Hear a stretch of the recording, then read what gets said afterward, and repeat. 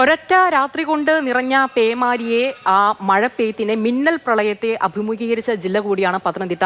Nitin Thomas ചേരുന്നുണ്ട്. നിതിൻ, വലിയ ഗുരുതരമായിട്ടുള്ള ഒരു സാഹചര്യമാണ് ആ റാന്നി ടൗണിൽ ഉൾപ്പെടെ കണ്ട വെള്ളക്കെട്ട്. അത് ഒരിക്കലും അതായത് ഒരൊറ്റ രാത്രി പുലർന്നെഴുന്നേൽക്കുമ്പോൾ മുട്ടറ്റം വെള്ളത്തിൽ ജനങ്ങളുടെ കണ്ണീരാണ് നമ്മൾ കണ്ടത്. അത്രത്തോളം ഭയാനകമായിട്ടുള്ള സാഹചര്യമാണ് ഈ റാന്നി മേഖലയുൾപ്പെടെ പത്തനംതിട്ട ജില്ലയിലെ പല മേഖലകളും പ്രദേശങ്ങളും അഭിമുഖീകരിച്ചത്. നിലവിലെ അവിടുത്തെ സാഹചര്യം എങ്ങനെയാണ്? വെള്ളം ഇറങ്ങി തുടങ്ങിയിട്ടുണ്ടോ? നിലവിലെ കാലാവസ്ഥ കൂടി എങ്ങനെയാണ് നിതിൻ? ഉമൈബൻ, മുട്ടറ്റം വെള്ളമല്ലായിരുന്നു, കഴുത്തറ്റം വെള്ളമായിരുന്നു. കഴുത്തറ്റം വെള്ളത്തിലൂടെയാണ് റാന്നിയിലെ നിവാസികൾ ഇന്നലെ അങ്ങോട്ടും ഇങ്ങോട്ടും പോയത് എന്ന് വേണം നമ്മൾ പറയാനായിട്ട്. അതായത് ഞാനിപ്പോൾ നിൽക്കുന്നത് പുനലൂർ മൂവാറ്റുപുഴ സംസ്ഥാന പാതയാണ്, കേരളത്തിലെ പ്രധാനപ്പെട്ട സംസ്ഥാന പാതകളിലൊന്ന്. ഈ സംസ്ഥാന പാതയിൽ ഇന്നിപ്പോൾ എല്ലാ ദിവസത്തെയും പോലെ വണ്ടികൾ ഓടുന്നുണ്ട്. എൻ്റെ പിന്നിലൊക്കെ വണ്ടികൾ ഓടുന്നുണ്ട്, നമുക്ക് നടക്കാൻ പറ്റുന്നുണ്ട്. പക്ഷേ ഇന്നലെ ഈ റോഡിൽ കുട്ടവഞ്ചിയിലും അതുപോലെ തന്നെ വള്ളങ്ങളിലും ഫയർഫോഴ്സിൻ്റെ ഡിങ്കി ബോട്ടുകളിലുമാണ് ആളുകൾ സഞ്ചരിച്ചത് എന്ന് പറഞ്ഞാൽ ഒരു പക്ഷേ വിശ്വസിക്കാനാവില്ല. അതായിരുന്നു റാന്നിയിലെ അവസ്ഥ. റാന്നി ടൗണിലാണ് നിൽക്കുന്നത്.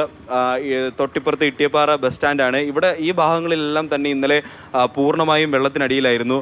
ഈ ഒറ്റ ദിവസം കൊണ്ട് വെള്ളം കയറി, ആ ഒരൊറ്റ ദിവസം കൊണ്ട് തന്നെ വെള്ളം തിരിച്ചിറങ്ങി. അതായത് 24 മണിക്കൂറിനുള്ളിൽ പെയ്ത ശക്തമായ മഴ.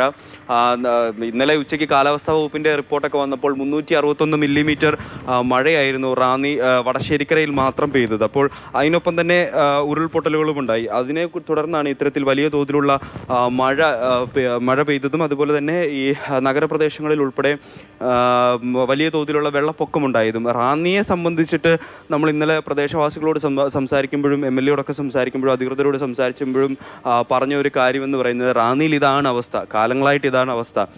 ഒരു മഴ പെയ്താൽ ഇവിടെ വെള്ളം കയറും. അതിനുശേഷമുള്ള കാഴ്ചകളാണ് ഇതാ ഈ കണ്ടുകൊണ്ടിരിക്കുന്നത്. ഇതൊരു ബസ് സ്റ്റാൻഡാണ്. റാന്നി ബസ് സ്റ്റാൻഡാണ്. ബസ് സ്റ്റാൻഡിന് സമീപത്തായിട്ട് തന്നെ ഇഷ്ടംപോലെ കടകളുണ്ട്. ഈ കടകളിലെല്ലാം തന്നെ വെള്ളം കയറി.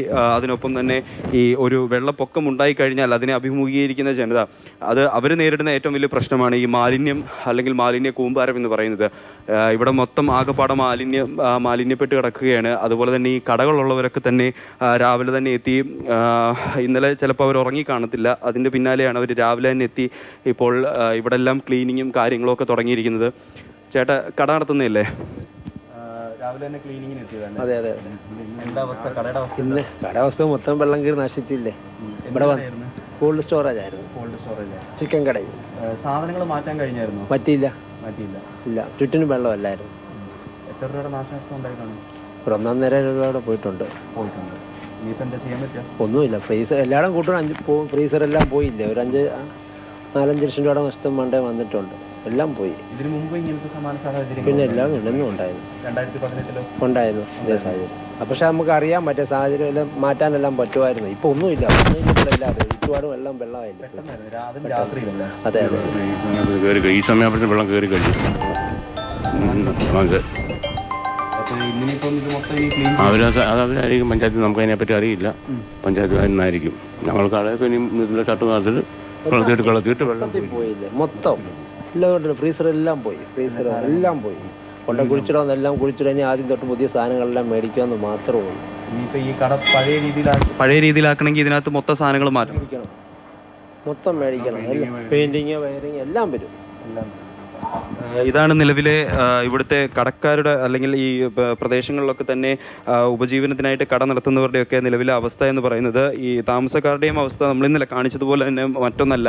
അതായത് എല്ലാവരും ഒരു നില വരെ വീടുകളിൽ വെള്ളം കയറിയിരുന്നു. അപ്പോൾ അവർ ആ വീടിൻ്റെ മുകളിൽ കയറിയിരിക്കുകയായിരുന്നു. പിന്നീട് ഫയർഫോഴ്സും അതുപോലെ തന്നെ കുട്ടവഞ്ചിയും കൊല്ലത്ത് നിന്നുള്ള മത്സ്യബന്ധന തൊഴിലാളികളുടെ വള്ളങ്ങളും ഒക്കെ എത്തിച്ചാണ് ഇവരെ സുരക്ഷിതമായ ക്യാമ്പുകളിലേക്ക് മാറ്റിയത്. ജില്ലയിലുടനീളം ക്യാമ്പുകൾ പ്രവർത്തിക്കുന്നുണ്ട് പല മേഖലകളിലായിട്ട്. എന്തായാലും ഇപ്പോൾ നിലവിൽ ഒരു ആശങ്ക വേണമെങ്കിൽ കാരണം നിലവിലിപ്പോൾ റാന്നി നഗരപ്രദേശങ്ങളിൽ നിന്നുള്ള വെള്ളം പൂർണ്ണമായിട്ടും ഇറങ്ങിയിട്ടുണ്ട്. എന്നാൽ കിഴക്കൻ വെള്ളത്തിൻ്റെ വരവ് നിലച്ചിട്ടില്ല. പമ്പയാറ് അതീവ ഗുരുതരമായി തന്നെ കുത്തി ഒലിച്ചുകൊണ്ടിരിക്കുകയാണ്.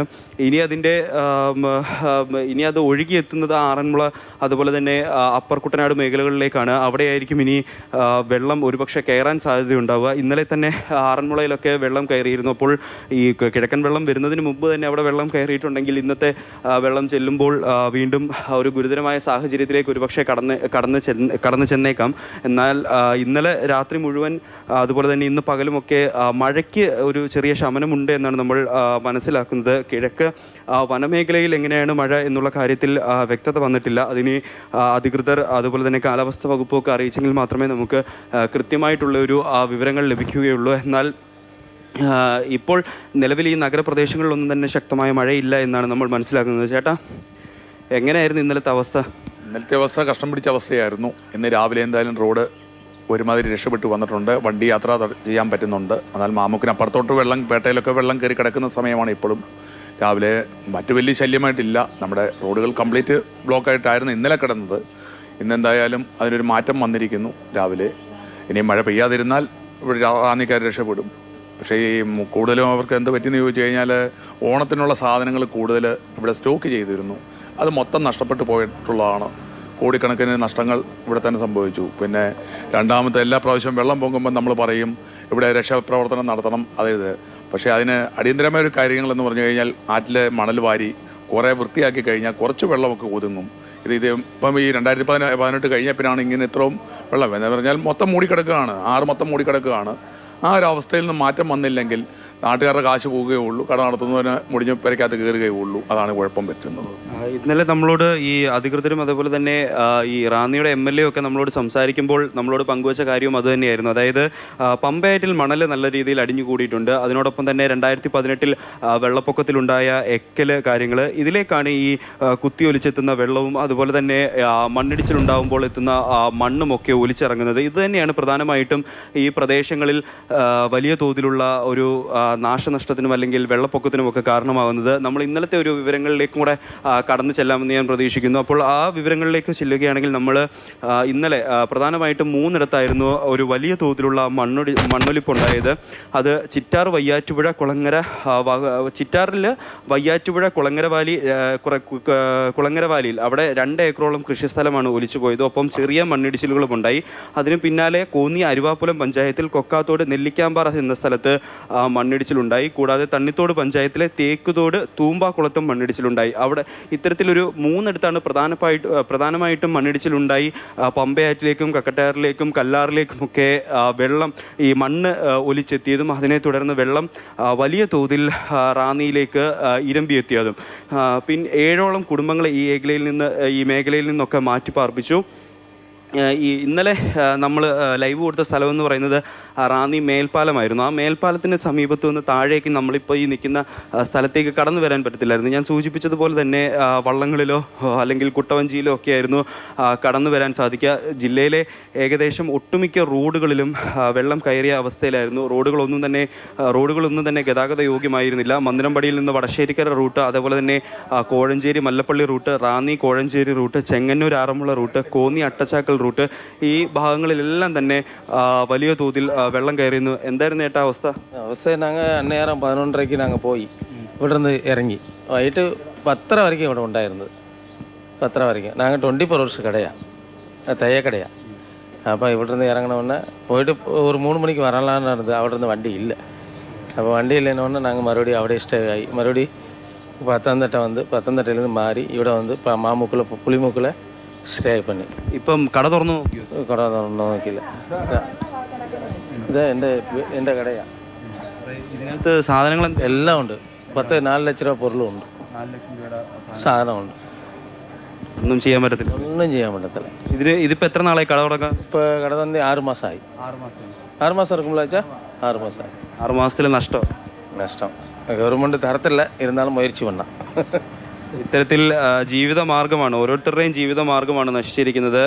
ഈ 700ഓളം വീടുകൾക്കാണ് ജില്ലയിലുടനീളം കേടുപാടുകൾ സംഭവിച്ചത്. 45 ദുരിതാശ്വാസ ക്യാമ്പുകൾ പ്രവർത്തിക്കുന്നുണ്ട്. 40 ക്ഷമിക്കണം, ഞാൻ നേരത്തെ പറഞ്ഞ കണക്കിലൊരു തെറ്റുണ്ട്. 700ഓളം വീടുകളാണ് ഇന്നലെ വെള്ളപ്പൊക്കത്തിൽ ഒറ്റപ്പെട്ടു പോയത്. 45ഓളം ദുരിതാശ്വാസ ക്യാമ്പുകൾ പ്രവർത്തിക്കുന്നുണ്ട്. അതിനോടൊപ്പം തന്നെ 40ഓളം വീടുകൾക്കാണ് അത് ഭാഗികമായ തകരാറുകൾ സംഭവിച്ചത്. ഈ മണ്ണൊലിപ്പ് വെള്ളപ്പൊക്കത്തിനെ തുടർന്ന് 700ഓളം വീടുകൾ ഒറ്റപ്പെട്ടു പോയി. ഈ 700ഓളം വീടുകളിൽ നിന്നൊക്കെ തന്നെ ആളുകളെ കുട്ടവഞ്ചിയിലും അതുപോലെ തന്നെ വള്ളത്തിലുമൊക്കെ കയറ്റിയാണ് രക്ഷപ്പെടുത്തിയത്. എന്തായാലും ഈ ദൃശ്യങ്ങളിൽ നമുക്ക് വ്യക്തമാവുന്നുണ്ട് എന്ന് തന്നെയാണ് ഞാൻ കരുതുന്നത്. അതായത് ഈ വെള്ളപ്പൊക്കത്തിൻ്റെ ഒരു ഭീകരത അത് ആ വെള്ളം കയറുന്ന സമയത്ത് മാത്രമല്ല, അത് കഴിഞ്ഞു കഴിഞ്ഞാൽ ഈ കാണുന്ന പോലെ വലിയ തോതിൽ മലിനമാകും. ഇനി ഇത് നീക്കം ചെയ്യുന്നത് ഈ നമ്മളെ പഞ്ചായത്തിനെ അല്ലെങ്കിൽ തദ്ദേശ സ്ഥാപനങ്ങളെയൊക്കെ സംബന്ധിച്ചിട്ട് വലിയൊരു കാര്യം തന്നെയാണ്. ഇതാ ഇവിടെ മറ്റൊരു പച്ചക്കറി കടയാണ്. ഓരോരുത്തർക്കും ആളുകൾക്ക് അന്നന്നത്തെ ദിവസത്തേക്ക് വേണ്ടിയിട്ട് മേടിക്കേണ്ട പച്ചക്കറികളാണ് ഇതാ ഈ കട കാണുന്നത്. വെള്ളം കയറി മൊത്തം ഒലിച്ചു പോയിട്ടുണ്ട്. ഇതൊന്നും എടുത്തു മാറ്റാനുള്ള സമയം പോലും ആളുകൾക്ക് കിട്ടിയില്ല.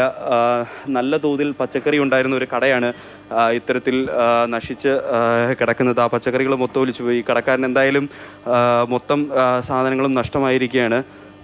ഇത്തരത്തിലുള്ള ഒരു അവസ്ഥയാണ് നിലവിൽ റാന്നിയിലേത്. ഓക്കെ നിതിൻ, നമ്മളിപ്പോൾ കാണുന്നത് ഒരു കൂട്ടം ആളുകളുടെ ജീവിത പ്രതീക്ഷകളും സ്വപ്നങ്ങളും ഒക്കെ ചിതറിത്തെറിച്ച് കിടക്കുന്ന കാഴ്ചയാണ്. ഓണത്തിന് വേണ്ടിയിട്ട് നേരത്തെ തന്നെ കടയിലേക്ക് സാധനങ്ങളൊക്കെ സ്വരുക്കൂട്ടി ഒരു സമ്പാദ്യം എന്ന നിലയ്ക്ക് കൂടി വെച്ചവരാണ്. പക്ഷേ അതെല്ലാം ആ കനത്ത മഴയിൽ കുത്തി ഒലിച്ചുപോയി. ഇനി ജീവിതം തിരിച്ചു പിടിക്കാൻ കരപറ്റാൻ അവർ ഒരുപാട് ദൂരം താണ്ടേണ്ടി വരും, കഷ്ടപ്പെടേണ്ടി വരും. പക്ഷേ അതിജീവനം അത് സാധ്യമാണ് എന്ന് നമുക്ക് ഈ സമയത്ത് അങ്ങനെയെങ്കിലും പറയാം എന്ന് മാത്രമേ ഉള്ളൂ. വലിയ തോതിലുള്ള മഴക്കെടുതി ഉണ്ടായ ജില്ലയിലെ വിവരങ്ങൾ നിലവിൽ അവിടെ മഴ മാത്രം ഇറങ്ങിയിട്ടുണ്ട്. പക്ഷേ ആ വെള്ളവും ഇറങ്ങിയിട്ടുണ്ട്. പക്ഷേ ആളുകളുടെ മനസ്സിൽ നിന്ന് ആധിയുടെ ആശങ്കയുടെ വേലിയേറ്റം അതിപ്പോഴും തുടരുകയാണ്. ഇനി ഒരു തവണ കൂടി മഴ കനക്കുകയാണെങ്കിൽ ദുരിതം അതും ഇതിലും ഇരട്ടിയാകും എന്നുള്ളതിലും സംശയമില്ല. ജാഗ്രതാ നിർദ്ദേശം അതിപ്പോഴും അവിടെ തന്നെ തുടർന്നുകൊണ്ടിരിക്കുകയാണ്.